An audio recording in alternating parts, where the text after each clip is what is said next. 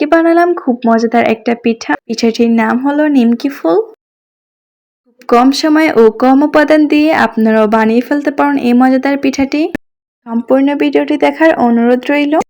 তো রেসিপিটি শুরু করা যাক। প্রথমে এখানে আমি একটা বলের মধ্যে দিয়ে দেব একটা ডিম, 1 চামচ লবণ ও 1 চামচ বেকিং পাউডার। এখন দিয়ে দেব 2 চামচ কালো জিরা। তারপর একটা হ্যান্ড উইক্সের সাহায্যে সবগুলো উপাদান খুব ভালো মতো করে মিক্স করে নেব এবং ডিমটাকেও ফাটিয়ে নেব। দিয়ে দিব 1 কাপ পরিমাণ মতো তরল পানি। আবার হ্যান্ড উইক্সের সাহায্যে খুব ভালো মতো করে মিক্স করে নিতে হবে। তারপরে দিয়ে দিব 2 চামচ সয়াবিন তেল। এখন এখানে আমি দিয়ে দিব 2 কাপ মতো আটা। আপনারা চাইলে এখানে আটার পরিবর্তে ময়দাও ব্যবহার করতে পারেন।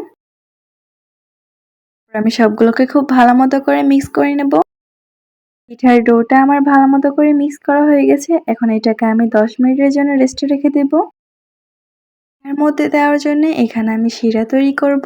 তো প্রথমে আমি একটা বোলের মধ্যে নিয়ে নিব সামান্য পরিমাণ পানি ও 2 কাপ চিনি। 1 চামচ লেবুর রস দিয়ে দেব। শিরাটা বানানোর জন্য চুলার আঁচটা আমার হালকা আঁচে রাখতে হবে। অনবরত এটাকে নেড়েচেড়ে নিতে হবে। তারপর এখানে আমি দিয়ে দেব সামান্য পরিমাণ দারচিনি। কিছুক্ষণ এখানে আমি চুলার মধ্যে রেখে শিরাটা নামিয়ে নেব। তারপর আমি পিঠার ডোটাকে ভালোমতো মেখে রুটি শেপ করে নেব।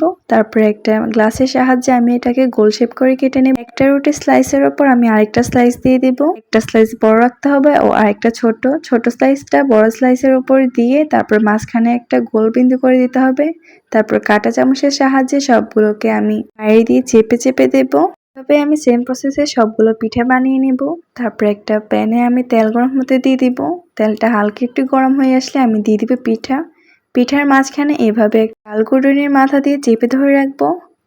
সেম প্রসেসে আমি সবগুলো পিঠাকে তেলের মধ্যে দিয়ে ভেজে নেব। হালকা ব্রাউন কালার হয়ে আসলে আমি সবগুলো পিঠা উঠিয়ে নেব। আমার সবগুলো পিঠা ভাজা হয়ে গেছে। পিঠাগুলো বেশি পোড়া করা যাবে না, না হলে এগুলো খেতে তিতা হয়ে যাবে। তারপর তৈরি করে রাখা শিরার মধ্যে আমি পিঠাগুলো দিয়ে দেব।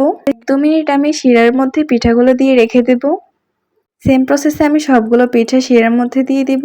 তারপর আমি বাটির মধ্যে পিঠাগুলো নিয়ে নেব। অবশিষ্ট শিরাগুলো আমি পিঠার মধ্যে দিয়ে দেব। তৈরি হয়ে গেল আমার নিমকি ফুল পিঠা। আপনারাও চাইলে সেম প্রসেসে আমার এই রেসিপিটি দেখে ট্রাই করে দেখতে পারেন। ভিডিওটা ভালো লেগে থাকলে একটা লাইক, কমেন্ট, শেয়ার এবং ফলো করে যাবেন।